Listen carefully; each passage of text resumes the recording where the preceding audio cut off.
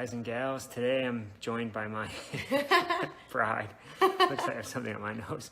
But anyway, Tanya and I are coming to you live today to bring you your Friday tip. And one of the things, again, that I've been kind of faced with dealing with athletes this week, which I always use as inspiration for my live tips, are how do you define success? And so I think that you want to be really clear about that going into the season.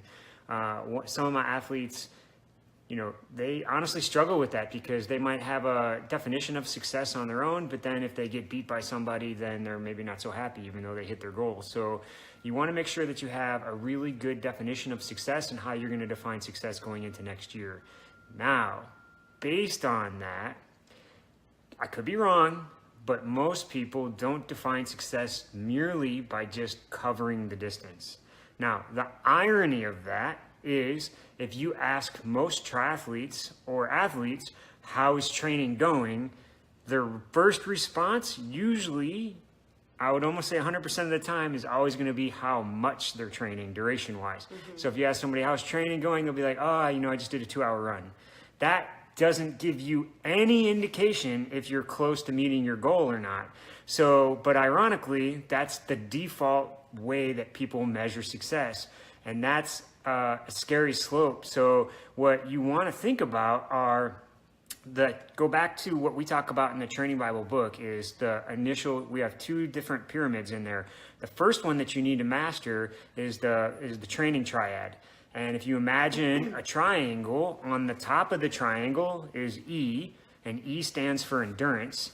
On one side, on the bottom, is S, and that stands for speed. Now, speed in this particular case does not mean velocity. It means how skillful are you, or how efficient can you perform a movement. And then the third point of the triangle is force, which is your ability to overcome resistance. So what you want to do whenever you're doing anything regarding training, or really anything, not even endurance-wise, even if you were, I always say, a pianist, right? You'd have to have obviously a certain level of endurance in order to complete the concert. Hopefully that wouldn't be a hard thing to do, but there'd be a tremendous amount of skill involved, right? So if you asked a pianist, hey, are you ready to do your concert? And he's like, I've been practicing 30 hours a week. Okay, so I could go practice 30 hours a week. That doesn't mean that I'm ready to go do a concert, right?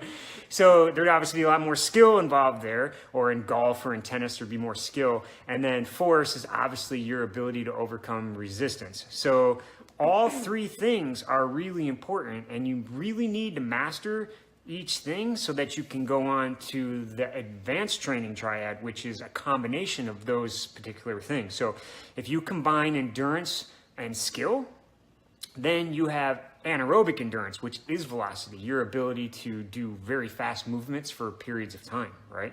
And then if you combine endurance and force, now we're getting into muscular endurance. So your ability to sustain a high level of force for a long period of time. So going hard, essentially, is how we would define that. And then if you combine force and skill, you have power. So if force is the ability to overcome resistance, power is the ability to overcome it quickly. So you can't do those combinations though if you don't have the base of your pyramids set up. So the first thing you want to do is ask yourself, are you able to cover the distance, right? So obviously it doesn't matter how fast you can go if you can't cover the distance. So that's one of the things that you want to kind of think about. In a lot of our community talks, we'll often get the question, how am I going to know that I'm going to run 26 miles if I don't actually run 26 miles in training? And you have to take into account cumulative fatigue. So that's what we talk about and counsel some of our athletes through. But most training plans will build a certain amount of cumulative fatigue so that you can trust that you can do the endurance. This is also one of the things too that I always Scott teases me every year, because I know that we're coming up on New Year's, and traditionally a lot of people do the 100 hundreds. And I can tell you, if we're honest, most triathletes don't swim enough. You have no business doing 100 hundreds. In fact, I would argue most people that have done the 100 hundreds, probably your swim hasn't improved. However, if you think to yourself every year, I want to see whatever the distance is, how far I can go on whatever interval. So maybe you say 130s or 2 minutes even. I don't think if you can't make your hundreds on 2 minutes, you really should shorten the distance, in my personal opinion. And you should see, okay, I'm gonna go as far as I can, so I'm gonna do as many 75s as I can do in 2 minutes, and then every year you try to do more. But that is going to be way more indicative if you come back the following year and your goal should be, last year, you know what, I made 83. This year I want to at least make 90 or whatever. That's going to give you a lot better indication if you're actually moving down the path to hitting your goals. So that's one of the things that I would say. You want to define what success is. Then you want to make sure that you can actually perform that velocity or that output for a given period of time. And that's going to start to measure if you're on path to success or not. So again, if you have any questions on this, I know it's a very broad subject. There's absolutely measures to see if you are fit enough to cover the distance. We can get into that on our community call. We're going to get into that actually on our next community call. And we can even dial it into, are you fit enough to do the velocity that you want to do at race pace for that given distance? There's measures that you can do to make sure. And then if you're not, you can start to evaluate, is it skill-based that you're missing? Is it endurance-based? Or is it muscular endurance? But it's not always endurance. So that would be my tips for the week. Do you have anything to add? I'm kind of I pulled her over at the last second. So no, this is totally awesome, but I do have a question. Say someone finished their racing towards the end of Kona, or recently, maybe in the last 5 or 6 weeks, did their last Ironman. Since then, say they've been on the couch, and then all of a sudden, things are going on, everyone's talking about stuff, and you're like, okay, boom, I'm ready to go, I'm ready to increase my speed. What is your recommendation on how to get back into that without jumping into some sort of, say, speed run or whatever program without getting injured? I know that was kind of a little off topic, but not really. This is the warning when you call your wife at the last second. So literally getting this question cold, I would say this is sounds like a cop-out, but it really depends on an athlete. If you have been training for years and years, you might not need as many weeks to establish your base. If this is your second season, maybe you just finished your last season and you're super excited to get into the next season. You know, what I work with my athletes on from year to year changes every year. So the things that I work on with an athlete in the first year of their off season is very different than what I might work with them on the third. And so I would say you need to go back to the pyramid, right? It's like, okay, this was the things that I just did last year. These are my goals for next year. And then take an intelligent look and self-evaluation. What is it that I was lacking for, and then where do I need to go back to work on last year? Now, obviously, I have no idea if you have injuries or that kind of stuff, and that all needs to come into play.